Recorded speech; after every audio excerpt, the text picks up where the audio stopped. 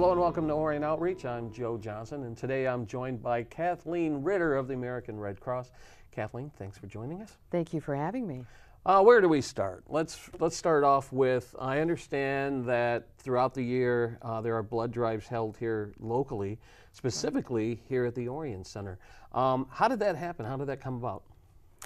Well, we like to contact businesses, churches, schools, anyone in the area that can help sponsor a blood drive so that we can join together and help save lives in the community. Mm-hmm. The Orion Center has been so kind. We're going to run blood drives here 4 times a year. Okay. And the outpouring of the community is unbelievable. There's so many people in the community who are so willing to give of their time and help save lives.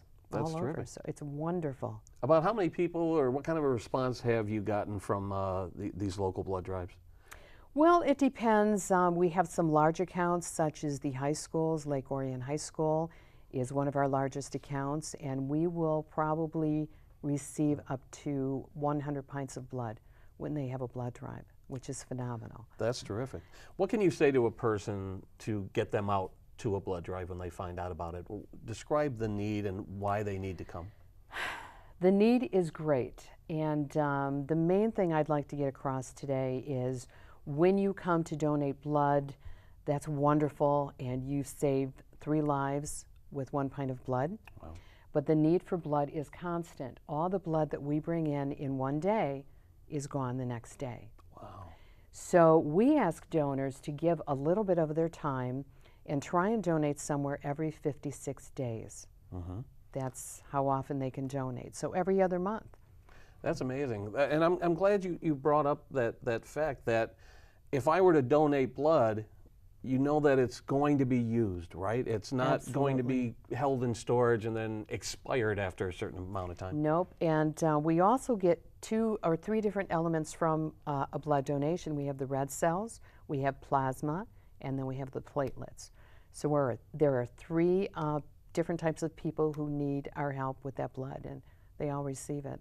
Now, when somebody donates blood for the first time, is it at that moment where they're told what their blood type is and that sort of thing? No, because we'll take that blood back to the lab, and it'll go through some screening, mm-hmm. and then we'll be able to tell that donor what their blood type is. And everyone should know what their blood type is. Right. Mm-hmm. So talk about blood types, and I understand that some are more rare than others. Talk about that. Well, we love all blood. Whatever blood type you have, we want your blood. But we're really looking for the O blood types. Because that's universal? Universal. Mm-hmm. So for an example, if there's a unfortunate motorcycle accident, someone comes to the hospital, they're unconscious, but they need blood. We can give them that life-saving O negative blood and possibly save their life right there. Terrific. Now, if I were the unfortunate victim of an accident and needed blood, reassure me that the blood I'm going to be getting is high quality stuff. It's high quality stuff. And how that works is when you come to donate blood, first of all, you go through a screening process. We want to make sure that you're in good health to begin with.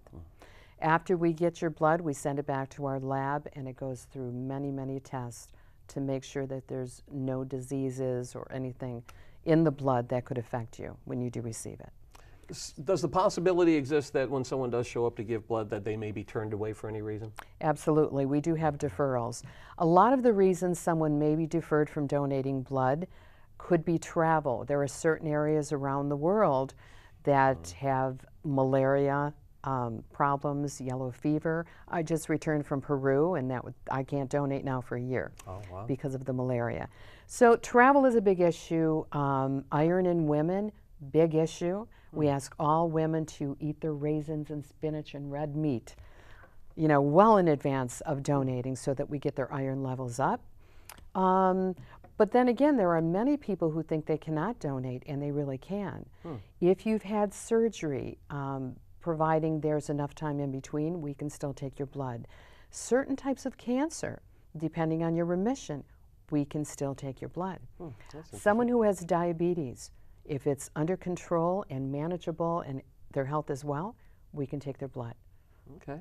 So there's a lot of criteria, but a lot of people think they can't give blood because of one reason or another. Okay. And things change a lot, so.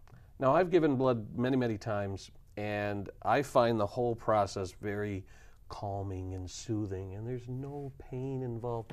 Talk about the process. So for someone who may have never given blood before, give them peace of mind. Let them know what they're going to experience when they show up. Normally, I would say for most people, it is a very pleasant experience. We ask beforehand that you try and prepare yourself so that your experience donating blood is very nice and it goes very smooth. How you want to do that is you want to drink a lot of fluids beforehand so that you're very hydrated. Lay off the caffeine. Make sure you have something substantial to eat before you come to the drive. We want you to be, nice and full and have something in your stomach.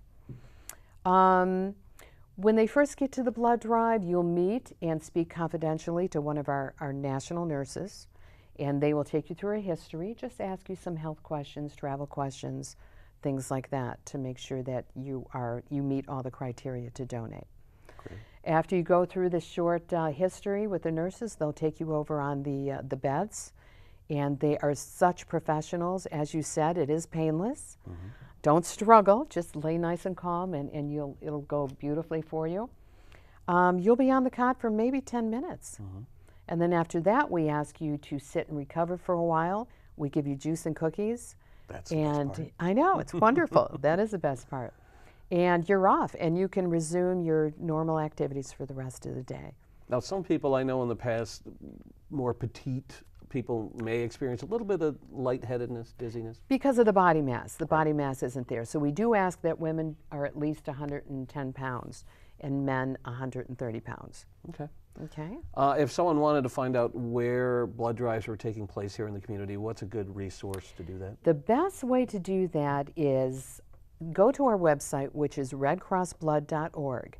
All they need to do is put in their zip code, and all the blood drives in the surrounding area will pop up. It's so simple. They then choose whichever blood drive they want to go to, select their time, and they're in. And we do encourage appointments because this means you won't have to wait very long if you do have an appointment in advance. That's good advice. Right, right. All right, terrific. And I'm sure if you live here in the Orion area, you can always visit the oriontownship.org website or give them a call at 391-0304 to find out when the next blood drive is going to be taking place here at the Orion Center.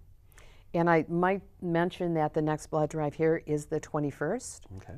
And that will take place from 1 to 6:45 p.m. And if right. you don't make an appointment, we still want you to come by. We're going to take you if you walk in.